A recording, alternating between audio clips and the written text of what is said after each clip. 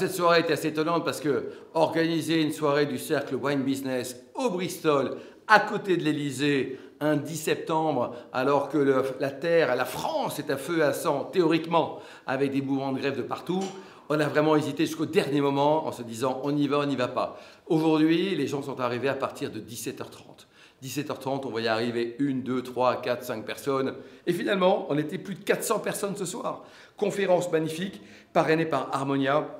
Magnifique ETI qui n'est plus l'ETI parce qu'ils ont passé le cap des 1,5 milliard, ils font 1,8 milliard aujourd'hui de chiffre d'affaires sur tout ce qui est facility management. On a parlé de télétravail, d'espace de travail, de motivation des collaborateurs et pendant 1 heure, on a eu des témoignages, des questions-réponses, on a appris beaucoup de choses. Ensuite, on est passé dans un autre salon où on a dégusté des bons vins avec des vins étonnants du domaine d'Aproni. C'est une start-up du vin avec des rosés, avec une tendance et des arômes qui sont assez étonnants. Des jeunes entrepreneurs qui ont créé leur vigne il n'y a pas très longtemps. On avait également le statut avec l'Armagnac Delors et Jérôme Delors qui étaient présents. Apollonia Poilane était aussi parmi nous pour nous faire goûter son pain, le fameux pain Poilane.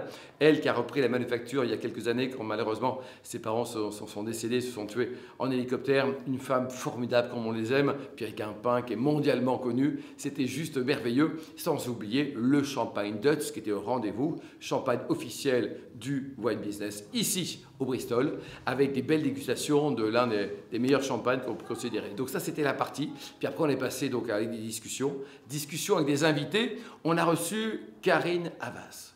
Karine Havas, qui est présidente de Bureau Veritas depuis une semaine. C'était sa première sortie officielle en tant que présidente de Bureau Veritas. On avait d'ailleurs Jean-Baptiste Tello pendant la conférence, qui est le président du groupe Sofinor, qui lui aussi a été nommé il y a quelques jours et faisait sa première également sortie officielle avec le titre de président du groupe Sofinor pour succéder à un garçon exceptionnel, son père Patrick Tello. Ensuite, on a parlé d'autre chose, d'économie circulaire avec François-Michel Lambert, une sommité, certes ancien député, avec polémique parce qu'il était plutôt écolo, on aime, on n'aime pas, on a eu des discussions dans l'arène et on a appris beaucoup de choses avec un monsieur qui est né en 1966, un 24 août à Cuba, il est né à La Havane, avec le devenir de cette île, toutes les problématiques autour de cette île. Enfin, on a appris beaucoup de choses sur l'économie circulaire et puis aussi la géopolitique avec un garçon formidable, il vit dans le Gers, dont tous les gens du Gers sont des gens sympathiques. Après, Guillaume Gomez, qui a été pendant 25 ans le chef de l'Élysée, était parmi nous. Il nous avait partagé son expérience, sa vie, les 4 présidents qu'il a servis, qui étaient le plus épicurien, qui étaient le plus amateur de vin, la cave, les secrets de la cave de l'Élysée. Et sans parler de son dernier livre, édité au Cherche Midi, c'est La table des présidents, à commencer par un premier dîner mémorable entre la reine d'Angleterre et le président à l'époque, le Havrais, René Coty, qui est décédé en 1962. Et ensuite, pendant le dîner, on a accueilli le Paris Football Club. Donc on a eu 4 sujets différents avec Fabrice Hérault, son directeur général, qui nous a parlé de plein de choses, du renouveau du Paris Football Club grâce à Pierre Ferracci, un grand monsieur d'entreprise aussi, un grand et généreux monsieur, et aujourd'hui la famille Arnaud qui a investi. Donc on avait 4 sujets différents, et puis l'excellente cuisine du chef 3 macarons Arnaud de Bristol, qui a magnifié les vins. Et ça, on termine ça en ponctuant avec modération, avec un petit verre d'Armagnac Delors. Franchement, aujourd'hui, jour de grève ou pas, 100% bonheur de 18h à 23h30. J'ai participé ce soir à la conférence sur l'hospitalité. Je remercie Alain Marty. Moi, je trouve que ce format est très sympa parce que, on rencontre plein de monde, un lieu d'échange, de rencontre, un super dîner, une très bonne ambiance. Alain, un super animateur. Je conseille vraiment.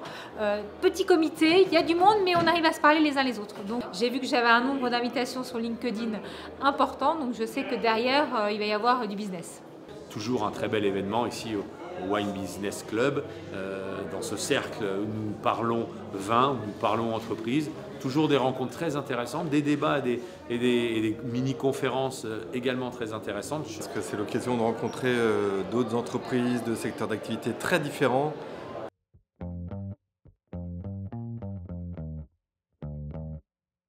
C'est vrai qu'aujourd'hui, période de crise, avec des doutes, avec des problématiques graves pour la France, les entrepreneurs plus que jamais doivent se serrer les coudes. Le networking, qui est un des outils, qui est la base du cercle Wine Business depuis 30 ans, plus de 30 ans, 34 ans exactement, est plus que jamais indispensable. Il faut s'entraider. On a la chance sur 1100 entreprises membres d'avoir 72% d'ETI.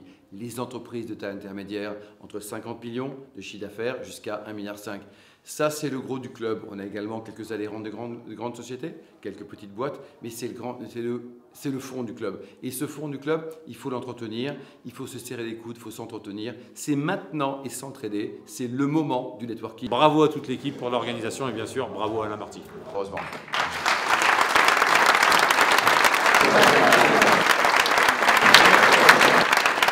Merci beaucoup. Merci, au revoir. Au revoir. Heureusement. Au revoir.